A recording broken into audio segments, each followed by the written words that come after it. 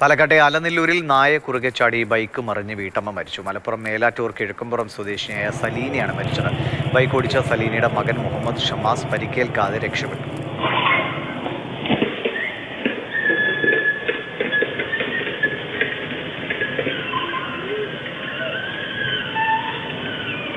വളരെ ദയനീയമാണ്.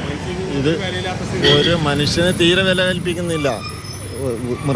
മൃഗങ്ങളൊക്കെയാണ് നല്ലത്. അവർക്ക് സംരക്ഷണം കൊടുക്കാൻ ആളുകളുണ്ട്, ഇവിടെ മന്ത്രിമാരുണ്ട്, ഭരണകൂടമുണ്ട്. ഒരു പട്ടിയെ തല്ലിക്കൊന്നാൽ അപ്പോൾ പ്രശ്നമായി. മനുഷ്യനെ മൃഗങ്ങളെ പുലിയായും ആനയായും പട്ടിയായും ആകെ ജീവിക്കാൻ പറ്റാത്തൊരവസ്ഥയാണ്. ഇപ്പോൾ ഇവിടുന്ന് ഒന്ന് പാസ് ചെയ്ത് ഈ 1 കിലോമീറ്റർ ഒന്ന് പാസ് ചെയ്താൽ അറിയാം എത്ര പട്ടികളുണ്ട് എന്നുള്ളത്. കൂട്ടം കൂടി നിൽക്കുക, മനുഷ്യനെ കടിച്ച് തിന്നും. ആ അവസ്ഥയാണ്. ഇതിനൊരു പരിഹാരം കാണണം.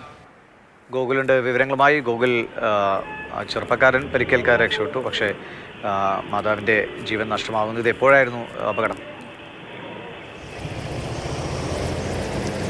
മിനിയാന്ന് രാത്രി ഏകദേശം ഒരു 10 കൂടിയാണ് ഈ അപകടം ഉണ്ടായത്. സെലീന മകൻ്റെ ഒപ്പം ബൈക്കിൽ യാത്ര ചെയ്യുകയായിരുന്നു. ബന്ധുവീട്ടിൽ പോയതിനു ശേഷം തൻ്റെ വീട്ടിലേക്ക് യാത്ര ചെയ്യുന്നതിനിടെയാണ് ഈ അപകടം ഉണ്ടായത്. നായ കുറുകെ ചാടി നായയിലിടിച്ച് സെലീന വീണു. ബൈക്ക് പിന്നീട് മുന്നോട്ട് പോയി. ബൈക്ക് മറിഞ്ഞില്ല, മറിച്ച് സെലീന വീണു.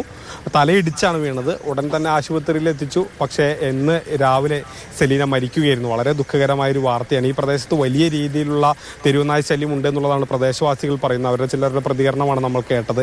അത്തരത്തിൽ വലിയ രീതിയിൽ തെരുവുനായ ശല്യം ഉണ്ടാകുന്ന ഒരു പ്രധാനപ്പെട്ട റോഡാണ്.